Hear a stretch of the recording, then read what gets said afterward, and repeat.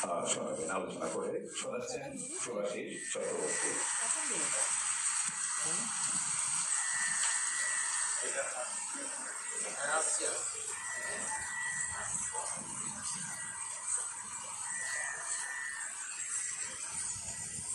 ओम सर्वधर्मस्थापकत्वं सर्वधर्मस्वरूपकः आचार्याणां महाचार्यो रामकृष्णाय ते नमः। আজকে গুরু পূর্ণিমা, মহারাজকে প্রণাম জানাই। আপনাদের সকলের সামনে কিছু কথা নিজের মতো করে ভাগ করে নেবার জন্য মহারাজ সুযোগ দিয়েছেন। আপনারা যারা মহারাজের পদপ্রান্তে এসে উপস্থিত, আমরা সবাই মহারাজের ক্লাস নিয়মিত যারা করি, আমরা অনেক কিছুই জানি, ফলে নতুন কথা হয়তো সেভাবে কিছু বলবো না, কিন্তু এই কথার যেহেতু পুনরুক্তি দোষ হয় না, তাই একই কথাই হয়তো আপনারা শুনবেন। আজ গুরু পূর্ণিমা, যেটি ব্যাস পূর্ণিমা নামেও বিখ্যাত, কারণ ভগবান ব্যাসদেবের আজ আবির্ভাব তিথি।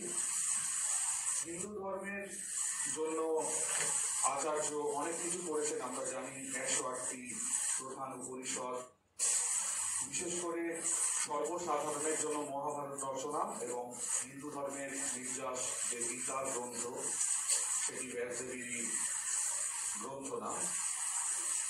তো সেই ব্যাস পূর্ণিমা আজকে, এবং কথিত আছে যে ভগবান শিব 7 জন অধ্যাত্ম পিপাসু স্পিরিচুয়াল সিকার্স, তাদেরকে আজকের এই দিনে জ্ঞান দীক্ষা দান করেছিলেন। তাই জন্য আমাদের কাছে, আমরা যারা শিষ্য কোনো গুরুদেবের আশ্রিত, তাদের কাছে আজকের এই দিনটি দীক্ষা পাওয়ার দিনের মতোই।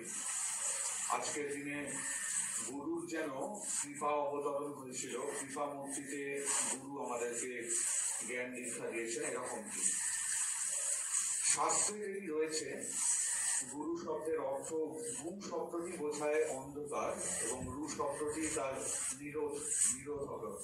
তো গুরু অন্ধকারকে নিরোধ করে আলোর দিকে নিয়ে যাচ্ছেন, এই জন্যই গুরু শব্দটি ব্যবহার করা হয়েছে সংস্কৃতে। আজকের এই দিনটি গুরুর প্রতি ডেডিকেটেড বলতে পারা যায়। তো আমরা আমাদের যে গুরুর ধ্যান রয়েছে সেটির দিকে একটু লক্ষ্য রাখছি। আপনারাও আমার সঙ্গে বলতে পারেন নাকি?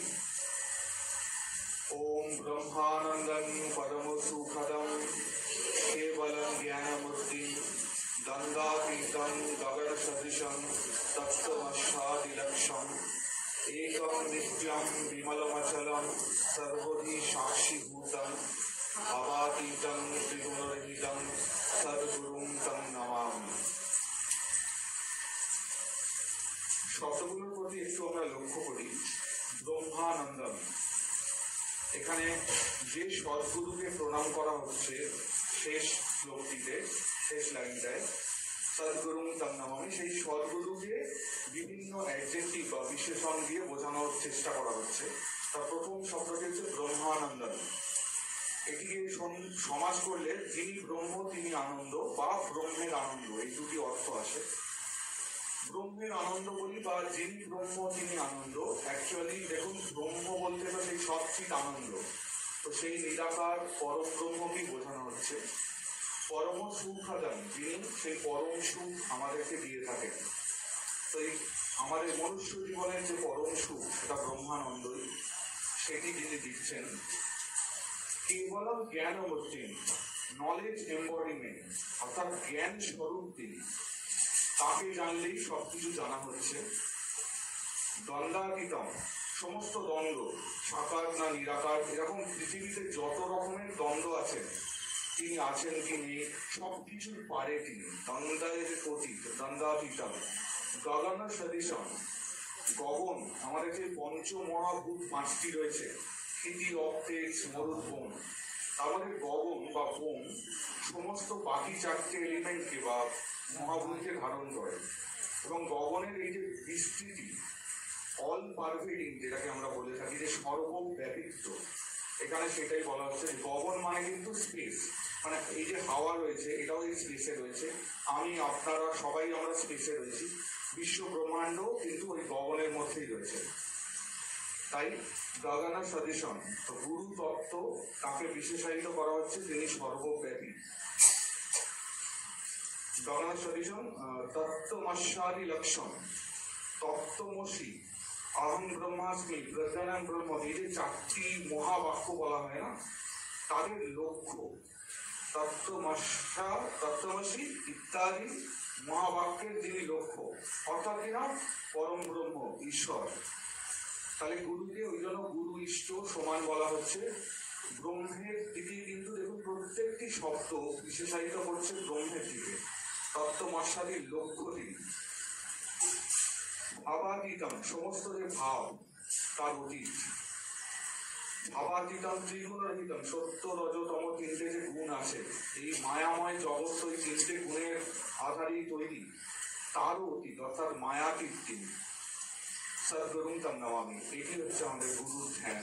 অর্থাৎ গুরু বলতে কিন্তু সেই ব্রহ্মের দিকে নির্দেশ করা হচ্ছে। তাই জন্য দেখবেন আপনারা লীলা প্রসঙ্গ করেছেন, ওখানে গুরু তত্ত্ব নিয়ে দীর্ঘ আলোচনা করেছেন পূজ্যপাদ স্বামী সারদানন্দ মহারাজ, এবং বলছে যে গুরু একটি শক্তি, গুরু তত্ত্ব। এবং আমরা যারা শ্রীরামকৃষ্ণের আশ্রিত, আমরা যারা রামকৃষ্ণ মঠ মিশন ভাবধারার সাথে যুক্ত, তারা আমরা জানি যে গুরু তত্ত্বটা এই মঠ মিশনে কতটা শক্তিশালী, বা এই তত্ত্বটা কতটা ভালোভাবে বোঝা যায়। এখানে যারা মহারাজ, গুরু মহারাজ, তারা সবাই বলেন ঠাকুরই গুরু, ঠাকুরই ইষ্ট। হ্যাঁ, একটা সুন্দর উপমা আছে যে একটি ছাদে, জলপূর্ণ ছাদ, সেই ছাদে অনেকগুলো নল আছে, সেই জল পড়ছে, ছাদের জলটি বিভিন্ন নল দিয়ে পড়ছে।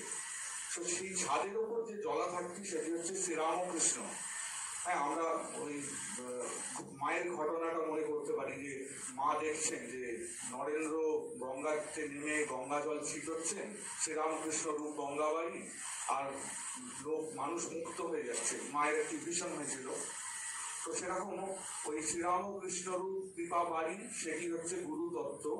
আর একটা নল হচ্ছে গে স্বামী রঙ্গনাথানন্দ, স্বামী ব্রহ্মানন্দ থেকে শুরু করে স্বামী আত্মস্থানন্দ, স্বামী বিমলানন্দ, স্বামী গৌতমানন্দ, এরকম সমস্ত যত গুরু মহারাজ রামকৃষ্ণ মিশনের যে গুরু পরম্পরা, সবকটি হচ্ছে এক একটি নল।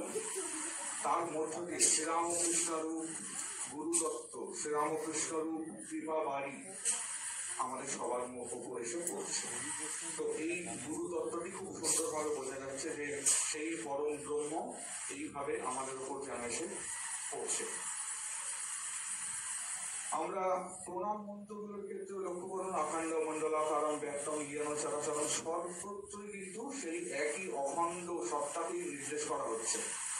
অর্থাৎ কিনা আমরা কখনোই যেন ভুলে এরকম না ভাবি যে আমার গুরু আপনার গুরু, বা আমার গুরু বড়, উনি একটু বোধ হয় কম শক্তিশালী, বা ইভেন রামকৃষ্ণ মঠ মিশনের বাইরে যারা দীক্ষিত হতে পারে, কারোর কুলগুরু রয়েছে, গৃহী গুরু রয়েছে, তারা কিন্তু একটা গুরু মূর্তি স্থূল, মানে গুরুর যদি এরকম স্তর ভাবা হয় যে গুরু মূর্তি তিনভাবে আবির্ভূত হচ্ছে, এটি হচ্ছে তার স্থূল রূপ। অর্থাৎ যে মূর্তিটা আমরা দেখতে পাচ্ছি গুরু মূর্তি, আমরা গিয়ে প্রণাম জানাচ্ছি, তার চরণ স্পর্শ করছি, সেটি তার স্থূল রূপ। এই স্থূল রূপ একদিন থাকবে না, সকলেরই গুরুদেবের দেহ চলে যাবে। হ্যাঁ, শ্রী রামকৃষ্ণ খুব সুন্দরভাবে বলছেন যে গুরু ইষ্টকে লয় হয়, তখন গুরু ইষ্ট এক হয়ে যাচ্ছে। হ্যাঁ, সেটি গুরুর সূক্ষ্ম রূপ, সাটল ফর্ম, অর্থাৎ ইষ্টের মধ্যেই আমরা তাকে দেখতে পাচ্ছি, তার সাথে এক হয়ে যাচ্ছে। এবং তারপরে আরেকটা ফর্ম রয়েছে কৌশল ফর্ম, কারণ রূপ, সেটি তার ব্রহ্ম ফর্ম, অর্থাৎ সর্বব্যাপী। অর্থাৎ গুরু বিভিন্ন মূর্তিতে আমাদের কাছে উপস্থিত হচ্ছে। তাই আমরা কখনোই যেন কোনো রকম ভেদাভেদ না করে ফেলি, সেটি এই গুরু প্রণাম মন্ত্র বা গুরু ধ্যান মন্ত্রের বিপরীত হয়ে যাবে। এটি আমাদের মাথায় রাখা উচিত, এবং রামকৃষ্ণ মঠ মিশনের আদর্শ এটি আমাদের শিক্ষা দেয়। আমি ছোট্ট করে কয়েকটা ঘটনা একটু উল্লেখ করছি। মানে আমাদের শ্রীরামকৃষ্ণকে মনে হয় কেন জানি না যে আজকের দিনে তিনি যেন কৃপা মূর্তি, যেমন ভগবান শিব আজকের দিনে কৃপাবশত তিনি 7 জনকে দীক্ষা প্রদান করেছেন, সেরকম ভাবে গুরু তো ঠাকুর বলছেন ঘটক, তিনি ঈশ্বরের সাথে যোগাযোগ করে দেন। এবার তিনি কৃপা করে আবির্ভূত না হলে, ঈশ্বর কৃপা করে আবির্ভূত না হলে আমরা গুরুও পেতাম না, আর গুরু না পেলে আমাদের কি পরিণতি হতো ভাববো। তাহলে আজকের দিনে গুরু পাওয়া পেয়েছি আমরা, গুরু রূপে তিনি অবতীর্ণ হয়েছেন, এটাই তো একটা বিশেষ কৃপা। তাই আজকের দিনটা যেন কৃপা দিবস, গুরু পূর্ণিমাটা। হ্যাঁ, ওই যে বিখ্যাত গল্প বেদান্তের স্বামীজি বলেছিলেন যে আপনারা সবাই জানি আমরা যে সিংহ বলুন বা বাঘ বলুন, তো একটা বাচ্চা কি মেষ পালের তলে ঢুকে গেছিল এবং কিছুদিন পর সে ওই ছাগলের মতো বা ভেড়ার মতো ডাকতে শুরু করে, ওদের মতো ঘাস খায়। হঠাৎ করে একটি সিংহ আবার এসে পড়ে ওই মেষের পালে এবং দেখতে পায় যে তার মতোই তো একটা ছোট্ট সিংহ ছানা ঘুরছে। তাকে ডেকে নিয়ে গিয়ে যখন রিফ্লেকশনটা দেখায় নদীর জলে, তখন দেখে বলে আরে আমাকে তো এরকম দেখতে আমি। তো গুরু একদম সেই কাজটি করেন, আমাদের মধ্যেই পূর্ণতা রয়েছেন। স্বামীজি বলছেন বাইরে থেকে কিছু তিনি দিয়ে কোনো ম্যাজিক করেন না, তিনি ওই অজ্ঞান তিমিদান ভাষ্য, মানে আমাদের যে অজ্ঞানের আবরণটা রয়েছে ওটা শুধু রিমুভ করে দেন, ওটা সরিয়ে দেন উইথ জ্ঞানাঞ্জন শলাকায়া। হ্যাঁ, জ্ঞানের যে শলাকাটা দিয়ে, তার ফলে আমাদের যে পূর্ণতা সেটা হঠাৎ করে বেরিয়ে আসে, ঠিক ওই সিংহ শাবকের মতো। কিন্তু আমাদের ওই একজন সিংহের দরকার, সেই সিংহই হচ্ছেন গুরু। শ্রীরামকৃষ্ণ যেন সেই কৃপা মূর্তি ধরে এসেছিলেন এবং আমাদের সকলকে এখনো যুগ যুগ ধরে উদ্ধার করে যাচ্ছেন। আর মায়ের গুরু মূর্তি তো অভয় মূর্তি। মা বলছেন যে আমি মা, হ্যাঁ, এই অদ্ভুত সেই ডাক, এবং তার কৃপা থাকলে বিধাতার সাধ্য নেই আমার সন্তানের কোনো ক্ষতি করে। এরপর স্বামীজির কথায় আসি। স্বামীজির গুরুমূর্তির সুন্দর একটি রূপ আমি স্বামী সদানন্দ, অর্থাৎ তার যিনি শিষ্য ছিলেন তার কথাই বলছি। সদানন্দজি মহারাজ হাতরাসের স্টেশন মাস্টার ছিলেন, জানেন, গুপ্ত মহারাজ। তো উনি যখন মানে প্রথম সন্ন্যাস নিয়েছেন আর কি, স্বামীজির সাথে ঋষিকেশ যাচ্ছেন, তখন খুব অসুস্থ হয়েছেন, কারণ এই সমস্ত করা তো তার অভ্যাস নয়। তো স্বামীজি তার মোটগুলো তো বয়েছেন, মানে তার পুঁটলি, তার সাথে তার জুতো পর্যন্ত বয়েছেন। হ্যাঁ, এবং সদানন্দজি বলছেন গুরু এরকম না হলে হয় যে শিষ্যের ভার বইবে, এমনকি জুতো। হ্যাঁ, এই হচ্ছে কিন্তু স্বামীজি তার গুরু মূর্তিতে আবির্ভূত। এবং শিষ্য কিরকম হয় দেখুন, তার শরণাগতি বা তার নির্ভরতা। 1911 সাল সদানন্দজি মহারাজ তখন শেষ রোগশয্যায় রয়েছেন। উদ্বোধনে সিস্টার নিবেদিতা একটা বাড়ি ভাড়া করে রেখেছেন। মায়াবতী থেকে তখন সবে সবে স্বামীজির এই যে বাণী ও রচনা, এটা বাংলায় প্রকাশ হচ্ছে, ওই বইগুলো আসছে। সদানন্দজি মহারাজ রোগশয্যায় রয়েছেন এবং খুব অসুস্থ, মানে বাঁচতে যাওয়ার ক্ষমতাও তার নেই, তিনি বিছানাতেই পড়েন। তো সেবকরা রয়েছেন। বশিষ্ঠ সেনের স্মৃতিকথা এটা পাওয়া যাচ্ছে যে হঠাৎ একদিন তিনি বললেন যে আচ্ছা, আমি যে এই বিছানাতে এই সমস্ত করে ফেলি নোংরা, বিছানার তলায় তো দেখি তোরা কাগজ দিস, তো সেই কাগজটা কোথেকে পাস তোরা? তো উনি বললেন যে কেন, পুরোনো খবরের কাগজ। বলছে বাবা কি করিস? তো মা সরস্বতী। না না, ওই কাগজ দেওয়া যাবে না। বলছে তাহলে কি করবো মহারাজ? বলে স্বামীজির বাণী ও রচনা নিয়ে আয়, ওই কাগজ ছিঁড়ে ছিঁড়ে দে। উনি আমার গুরু, উনি আমার উপর রাগ করবেন না, কিন্তু মা সরস্বতী আমার উপর রাগ করতে পারে।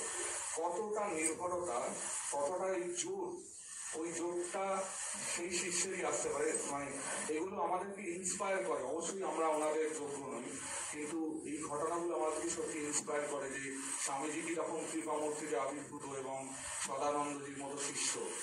তো গুরু শিষ্যের সম্পর্কটা খুব সুন্দরভাবে এর মধ্যে দিয়ে বোঝা যায় আর কি। তো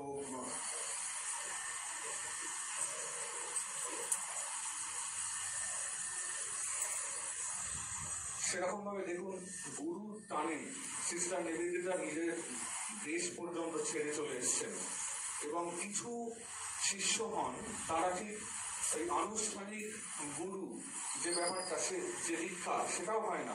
দীক্ষার অনেক রকম প্রকার থাকে। কত মানুষ আছেন, মানে মহারাজ আরো ভালো বলতে পারবেন যে তারা হয়তো রামকৃষ্ণ মঠ মিশনে আনুষ্ঠানিক দীক্ষা গ্রহণ করেননি, কিন্তু এই বিশ্বকে তাদের ভাবে নিজের সেবা কাজ দিয়ে অনুপ্রাণিত করে চলেছেন। আমাদের ইতিহাসের সবচেয়ে বড় এক্সাম্পল হচ্ছেন সুভাষচন্দ্র বসু। তিনি যেমন স্বামীজির একলব্য ছিলেন, হ্যাঁ, যে দ্রোণাচার্যের শিষ্য, আনুষ্ঠানিক দীক্ষা নয়, কিন্তু স্বামীজিকে তাই এমন ভাবে ভিতরে গ্রহণ করেছিলেন এবং বলছেন যে যদি স্বামীজি আগে থাকতেন নিশ্চয়ই আমি তাকে গুরুপদে বরণ করতাম। তো করেই ছিলেন এবং তার কর্মক্ষেত্র কার্যধারার মধ্যে আমরা দেখতে পাই যে তিনি কিভাবে স্বামীজিকে গুরুপদে বরণ করেছিলেন। তো এইরকম ভাবে এই গুরু শিষ্য এই যে সম্পর্কটি, এটি খুব অদ্ভুত। এর একটি আধ্যাত্মিক দৃষ্টিকোণ যেমন রয়েছে, তেমন একটি এর মানে ব্যবহারিক দৃষ্টিকোণও রয়েছে। সেটি আমরা দেখতে পাচ্ছি যে বিবেকানন্দকে 1905 সালের পর আমরা যেটা দেখতে পাই বাংলা স্বর্ণযুগ, মানে কত বিপ্লবী যে তাকে গুরুপদে বরণ করেছিলেন।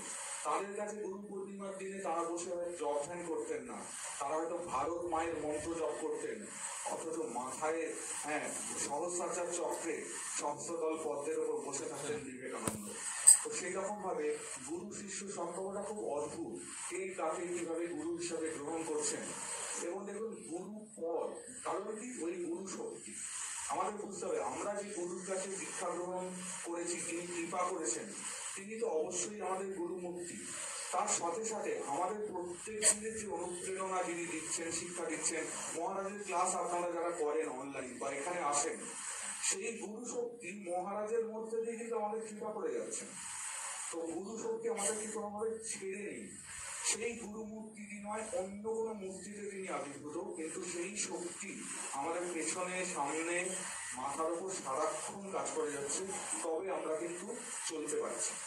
এবং সেই ভাবটি আমরা গ্রহণ করে যখন আমরা গুরু মন্ত্র জপ করি বা সারাক্ষণ তাকে ধরে থাকি, একটা অসম্ভব শক্তি পাই। এটা তো আমরা প্রত্যেকেই অনুভব করেছি যে গুরু শক্তিটা আমরা কোথাও যেন প্রচন্ড ভেতরের মধ্যে অনুভব করছি। তো সেই জন্য শাস্ত্রে গুরুর এত গুণগান করা হয়েছে। কোনো কোনো শাস্ত্র তো ঈশ্বরকে ছাড়িয়ে বলছে যে গুরু ঈশ্বরের ওপর, যে যিনি দেখাচ্ছেন যে এই হচ্ছে কি তোমার ইষ্ট, এবং তারপরেই দেখাচ্ছেন যে তিনি ইষ্টের সাথে লয় হয়ে যাচ্ছেন। তার কারণ হচ্ছে কি, গুরু ইষ্টের অভেদ নেই। গুরু যে মনুষ্য বুদ্ধি করতে শাস্ত্র নিষেধ করছে। হ্যাঁ, আমরা যখন যাচ্ছি নিজেদের গুরু মূর্তিকে দেখতে পাচ্ছি, দর্শন করছি, আমাদের মধ্যে এই ভাব আসতেই পারে যে উনি তো অনেক বয়স্ক হয়েছেন, ওনারও রোগ রয়েছে, উনি অসুস্থ হয়েছে বা প্রতিষ্ঠানে ভর্তি হন, উনি তো সাধারণ মানুষের মতো। কিন্তু এই রোগ এগুলো তো সব স্থূল দেখে। শ্রীরামকৃষ্ণ স্থূল দেখে ক্যান্সার ব্যাধি এসেছে, স্বামীজি 34টা রোগ হয়েছিল বলে জানা যাচ্ছে।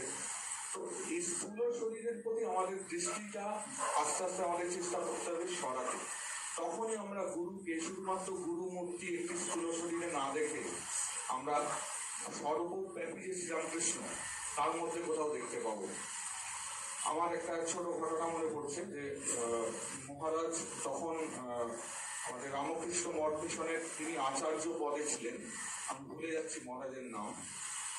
উনি হঠাৎ করে একজন ব্রহ্মচারীর রুমে এসেছেন, এসে বলছেন যে তুমি তোমার রুমে এগুলো কি, খাটের উপর? তোমাদের খাটের উপর আমার জিনিসপত্র রয়েছে, বালিশ, আর খাটের তলায় একটা ট্রাঙ্ক রয়েছে। বলছে তুমি এখানে কি দেখছো? বলছে বিছানা রয়েছে, নিচে খাটের ট্রাঙ্ক, ঠিক করে দেখে বলো। বলছে হ্যাঁ, ট্রাঙ্কে কিছু বই আছে ভিতরে, আর বিছানার উপর কয়েকটা বই আছে। তখন তিনি দেখেছেন আরেকজন তার সেবক জ্ঞান মহারাজকে দেখেছেন। জ্ঞান মহারাজকে দেখে বলছেন যে কি রে জ্ঞান, ও কি বলছে? বলছে হ্যাঁ মহারাজ, বিছানা রয়েছে, ট্রাঙ্ক রয়েছে, ওপরে দুটো বই রয়েছে। বলছে ওই ব্রহ্মচারী তুমি ক বছর এসেছো এখানে জয়েন করেছো? বলছে আমার 7 বছর হয়ে গেছে। বলছে 7 বছর তুমি এখানে রামকৃষ্ণ মিশনে ব্রহ্মচারী রয়েছো, অথচ এখনো তুমি খাট, বিছানা, ট্রাঙ্কের মধ্যে শ্রীরামকৃষ্ণকে দেখতে পাচ্ছ না।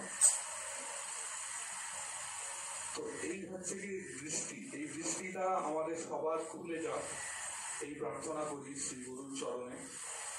সংসারো অর্ণব ঘোরে বিয়াহ কর্ণভাব স্বরূপ নমস্তু রামকৃষ্ণায় তস্मै শ্রী গুরবে নমঃ।